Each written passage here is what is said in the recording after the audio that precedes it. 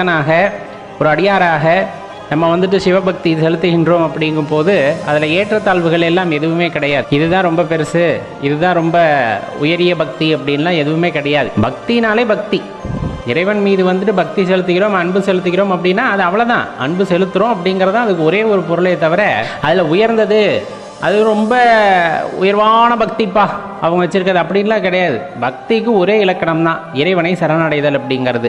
நம்ம இன்னும் சரணடையலையா, அதுக்கு பேர் பக்தியே கிடையாது, ஆரம்ப நிலை அப்படின்ட்டு நம்ம சொல்லலாம். சரிங்களா?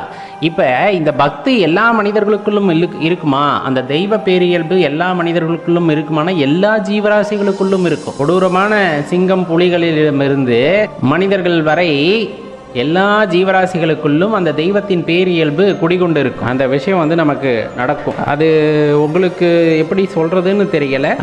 எனக்கு வந்து ஒரு விஷயம் நடக்கணும் அப்படின்னு நான் மனசில் நினச்சிருக்கேன் அப்படின்னா அந்த பிரபஞ்சத்திடம் வந்துட்டு மீண்டும் மீண்டும் கேட்கும் பொழுது அது உறுதியாக எனக்கு நடைபெற வேண்டும் என்று நினைக்கும் பொழுது பிரபஞ்சம் அதற்கான வழியை ஏற்படுத்தி தரும்.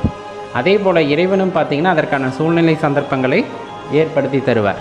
அந்த வகையிலே அக்காரியமானது நிறைவேறும். அப்போ என்ன தேவை அப்படின்னா மனதில் ஒரு உறுதிப்பாடு அப்படிங்கிறது தேவை.